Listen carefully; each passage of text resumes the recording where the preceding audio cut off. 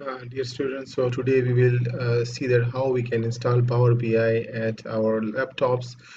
So we have two kinds of laptops. One is called Mac one, and another is a Windows one. So for both, they have a different softwares.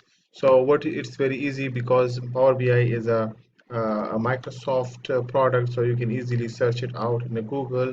You can say Power BI for installation.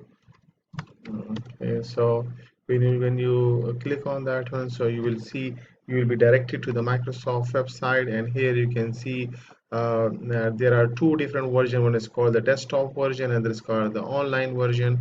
So if you don't want to install, so you can go online as well without installing it. So that's also option is available. So what you can do it. So there are two methods. You can download it and then install it, and the second method is just to install it directly. So this is like two options for the window users. And then so what are the steps? So here like what happens when you download it, so the Power BI desktop will appears like this one, and then you can go for the installation steps, like install it further, and by going to the next steps. So as usual for any software, we go for installation. So be careful and first check whether you have 64 bits of a computer or 32. So mostly nowadays you have 64 bits. So most probably your laptops would, all your computers would also be 64 bits computer. But please try to make sure by clicking on the right click on the properties of your my computer, and then you will see in the properties what is your bits of your computer. So it's mostly 64 bits. Okay, so after this one, usually when it comes next, so the language selection is done, and after that one, when you do all the language selection, so all your Power BI will be installed, most probably. And then this is the usual interface. You can have like get data, you can import data, and then you have recent resources, and here's your program, and open other reports if you have already then.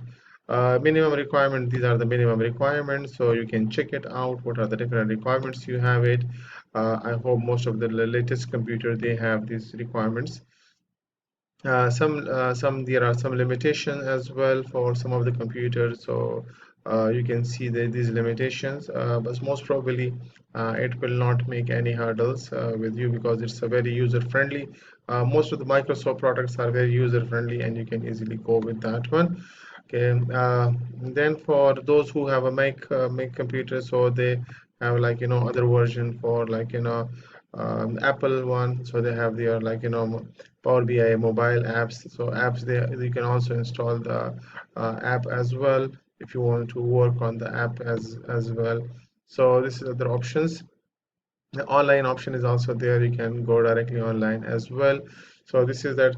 So I have already installed this one, and you can see over here how it looks like. So if I want to get the data, so I can import the data from my desktop. So like for example, it will ask you that where is your data, so you need to provide your location. For example, if my data is in a this is for example different datas over here, for example all kind of data. So when you click on your specific data, you need to click connect, and it will be connected. So in my case, I have already imported the data, and my data is about related to, for example, a food list, and then we have policy data, and then we have a TV/food data. So I have three kind of data. So the data is this is a report, report views. This is data. So the data will be appearing here, and you can see that how the data looks like. Okay, just like in the Excel sheet, you have the data.